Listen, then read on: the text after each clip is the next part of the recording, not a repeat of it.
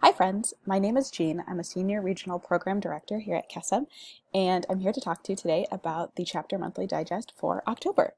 All this information is going to be incredibly helpful for directors, operations coords, and MTM coords, but anyone at the chapter is welcome to view this, and this can be helpful to anybody.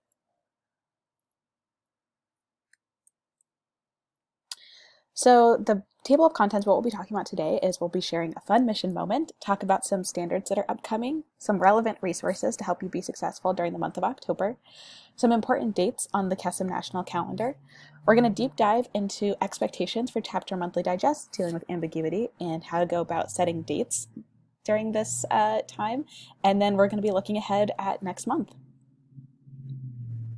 Starting off with the mission moment, for those who haven't looked at the email yet, we served 8,606 kiddos this summer through KESM at Home. Super exciting, and we couldn't have done it without all of y'all's work and dedication to KESM. So thank you so much, and make sure that your chapter is celebrating. This is incredible. Standards that are upcoming for October. So there are two slides here to kind of show you all the standards that are upcoming. A lot of these standards are built around just making sure that we have information that's going to help us be successful for the rest of the year. So you'll see some standards here regarding making sure that our billing address and mailing address is accurate in KESM Central, making sure that we have dates set up for our advisory board, making sure that we have our Giving Tuesday project proposal. I'm not going to go through all of these individually, but definitely encourage you all to take some time to look through this, and if you have any questions or concerns, reach out to your program director for additional support. Here's the second slide that has all the other standards. Again, if you have any questions or concerns, please reach out to your program director in advance before these standards are due so that we can help you all create a plan so that you feel successful and we're able to move forward with having a great year. Relevant resources that you're going to need in October. We definitely encourage that for directors, you're looking at the During the Year guide. This is going to help you to manage your coordinators, come up with meetings, how to set expectations. We have an advisory board guide for both the chapters that are established and first year chapters. So definitely take some time to look at that. We talk a little bit about how to recruit advisory board, how to set expectations with them, their agreement, and also meeting templates for the advisory board meetings that you'll be having. We're also going to talk briefly about date setting, and for MTM, definitely helpful to take some time to look into the basics, a guide to establishing your Make the Magic event. This is kind of a catch-all guide to kind of help you with all things Make the Magic. While we're not going to spend tons of time diving into Make the Magic during the fall semester, definitely helpful to take some time to look at it on how to pick a date and how to start having communication with different constituents at your chapter. And then a lot of your standards are geared towards the KESM Central Administrator Guide. So I wanted to link this one in here for you because KESM Central got a revamp over the summer, and so it might be helpful to look at our Administrator Guide to help you complete tasks like getting your coordinator signed up and selecting dates and making edits. A form that might be relevant this month is the Camp KESM Coordinator Certification. This is also in your fall training homework memo, so you might have already completed it, which is great. For those that haven't, the due date is October 31st to get all of your coordinators to fill this out. So please make sure that you're working on this and getting it completed by the end of the month. Some important dates on the CKN calendar. The first one is the intake and camper follow-up volunteer applications. So this is an opportunity for people to be able to see camper applications and help make decisions on if someone is immediately applied or maybe needs additional follow-up in order to be successful at camp. I will be linking in the position information here, and it'll also be in the full email. This closes on October 9th. Our first ever virtual Magic Makers Ball is happening in October 10th, which is a Saturday, 6 to 7 Pacific time, and the Facebook event and link to register is linked here. Also during the month of October, there will be a Giving Tuesday webinar. We don't have confirmed dates yet, but we're definitely anticipating this happening middle to end of October. More details will come via email, so please keep an eye on that. Now we're going to deep dive into expectations for the Chapter Monthly Digest. So what is the Chapter Monthly Digest? What are the expectations? How do we move forward? Great question. So the Chapter Monthly Digest takes the place of a weekly call with directors and program directors. Directors, if you are having a call the same week as Chapter Monthly Digest, Don't hesitate to reach out to your program director and see if that can be adjusted so that you have adequate time to review this and make sure that you're completing all of your other tasks. The Chapter Monthly Digest will be sent out once a month on the first of every month, and there will be discussion topics from what we discuss here in the CK Director Facebook page on the third of every month. If you haven't already, please make sure that you sign up for the Director Facebook group so that way you can engage and answer the topics that are in there and be able to hear from other directors across the nation. What you can expect to see in the Chapter Monthly Digest is relevant, timely topics based on chapter priorities, resource highlights. You'll also be able to see other staff at different times. There also will be coordinator-specific content, but it won't necessarily always be for all coordinators at all times. So there might be times of the year where there is content for, as an example this year, for this one, directors, MTM, and ops will most benefit from this information. There won't be content necessarily created always for every single coordinator, but this will be sent to all coordinators, and all coordinators are always welcome to review the content if they feel like it's helpful.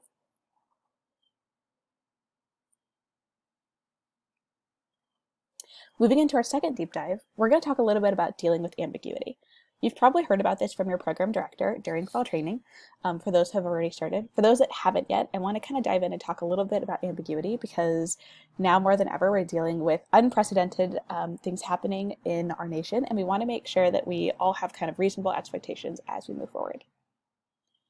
When we talk about dealing with the ambiguity and really talking about this year, I like to think about it as Disneyland. So for those that have been to Disneyland before, there's these things called fast passes where you can jump the line and you get to jump right into doing fun, going on fun rides or activities. So sometimes this year, you're going to get a fast pass and you can jump the line and you can do all sorts of fun things. This will be when your program director gives you a bunch of information at once and you can dive into planning or executing tasks. Sometimes at Disneyland, you have to wait in line before moving forward, and that can be frustrating and stressful, and sometimes you just want to get on the ride so bad, but you have to wait.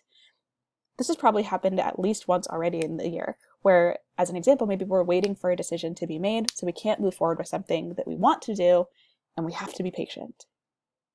Sometimes rides or events or traditions might be closed, and we might have to find ways to do things differently. So as an example, for this year, Friends and Family Day for the fall has to be virtual for all chapters. So we could consider that maybe a ride that's closed, we can take a moment to be sad because we were expecting to do that, and we can find ways to do things differently and still have a great experience. Much like Kesem, overall, Disney is magical, and there's only so much to do. We only have so much time to do things, so we really need to prioritize and do the best we can to have the best experience possible.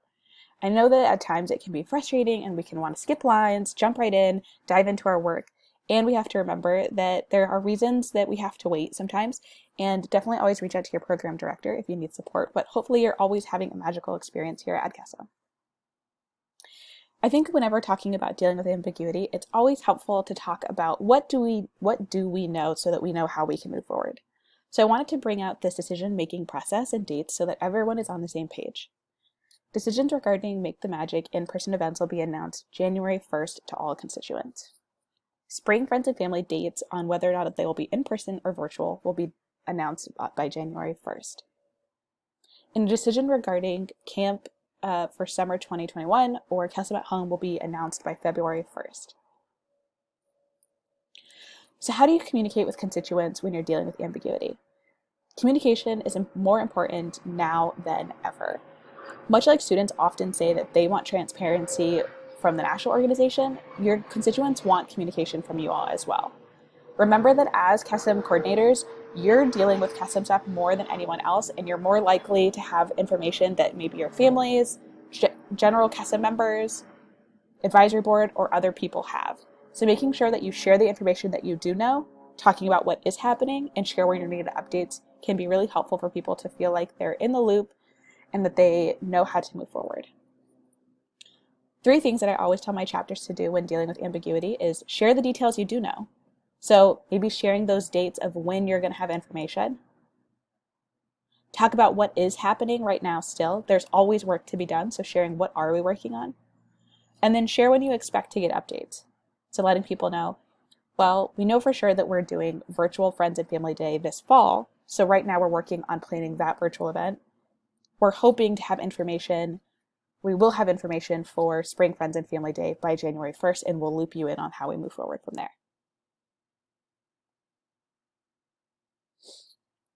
Next, I want to deep dive a little bit into date setting. So as you all can see from your standards, we definitely want to pick dates for our Friends and Family Day and for Make the Magic very soon. And most chapters always want to know what should they consider before they pick a date. Some helpful things to consider is avoiding holidays or cultural days, being mindful of major events in your community, looking at your own academic calendars and making sure that you're avoiding testing times or vacations. Weekends are usually easiest for people to be involved, so making sure that you plan it on a Saturday or a Sunday. And then thinking about timing. Because our programming is virtual, we're able to be mindful of timing, and with that comes being mindful of different time zones. So is this going to be too early for an earlier time zone, or is it going to be too late? And also thinking about, is your event during a mealtime or during another time where a lot of your constituents will be busy? So let's say we've set a date. What do we do now? You must get PD approval before promoting on social media. So make sure that you check in with your program director for Friends and Family Days, Make the Magic, or anything like that, and get confirmation that your date is approved so that you can move forward. After you've gotten approval from your program director, work with relevant courts to make sure your CASM community is looped in. So as an example, making sure that your AMP coordinators know so that they can talk to your alumni and start promoting on social media.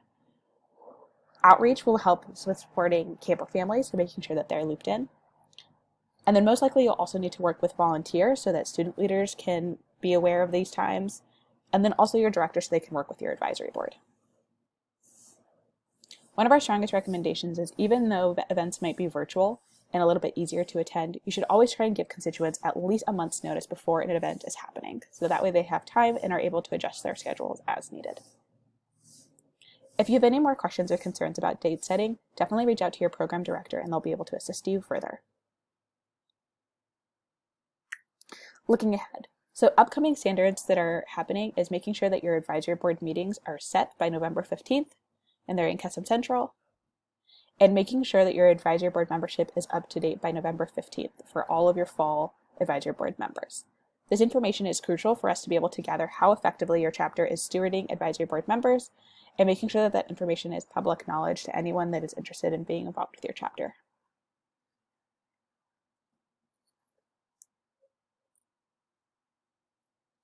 Well, that's all I have for you all today. I hope that this was helpful. Have a great rest of your day, and I look forward to us continuing to talk month over month. Thanks, friends. Bye.